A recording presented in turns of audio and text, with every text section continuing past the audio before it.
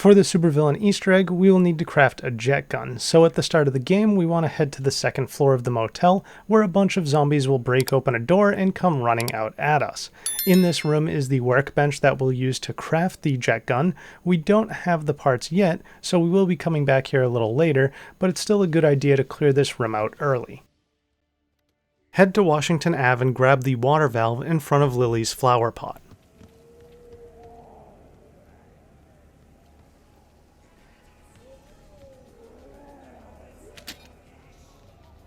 Then head to the bowling alley and break open this panel with a melee attack, which one of my friends already did for me. We can use the water valve here and need to hold it to build up water pressure. Zombies will spawn infinitely, so we will need to train them around and pick our opportunities to hold the valve when the coast is clear. As a heads up, whenever we aren't holding the valve, progress will slowly be lost. But once we build up enough pressure, the water pressure gauge will fall onto the ground, so make sure to grab it. Our next part requires us to find the groundskeeper who randomly spawns in and roams the graveyard. Defeating him will drop a tool shed key that we can use to unlock the tool shed and grab the handle brake. Just follow the path I take if you're unsure where the tool shed is. Seems his luck didn't stick around in the end though. Wonder what the key's for. Alright, Riffle. Let's see what you've been keeping locked up in here. A handbrake. For the last part for the jet gun, we need a mangler cannon, which can be crafted for 1,250 salvage as long as we are at least player level 20, or it can be shot off of a mangler by killing it with a shot to its cannon. We want to head over to the Radio House store and blast open the door with the mangler cannon, then interact with the dirt piles on the ground until we find the electrical wire.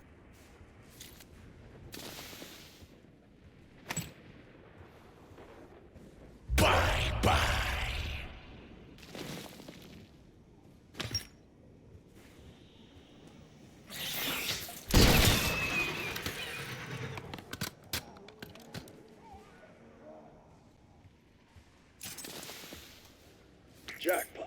That's the wiring for the jet. With all three parts, head back to the motel and craft the jet gun in the motel room we opened up at the start of the match. Like you already found some of the parts. Rustidyne Model 23, huh? With the jet gun, we can begin collecting the hidden figurines around the map. There are 4 of them hidden here in Ollie's comics. We're just going to use the primary fire of the jet gun in order to suck them up. There will be a little noise indicator telling you that you have collected them once you actually pull them in. So there are 4 here in Ollie's comics, and then we're going to run back over to the motel and grab a 5th one off of the motel sign.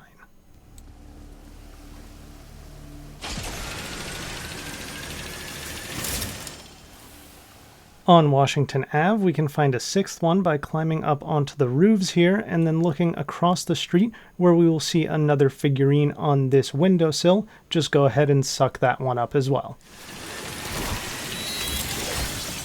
Our 7th figurine can be found on the windowsill of the church right here, so go ahead and suck that one up. And then we're going to run down to the bowling alley where we can find another figurine hanging out on the bowling alley sign. You can jump across onto the bus to get a better angle to grab it from.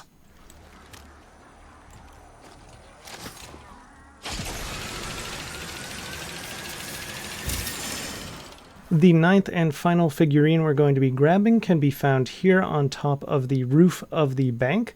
We will need to open up this little pile of debris. It only costs a very small amount of money. Then jump down, and right across at this air conditioning vent, just go ahead and suck it up, and as soon as you've got all 9 of them, you will turn into the Supervillain, and our achievement will pop once we start killing zombies with this power-up. This power-up also lasts through the end of the round.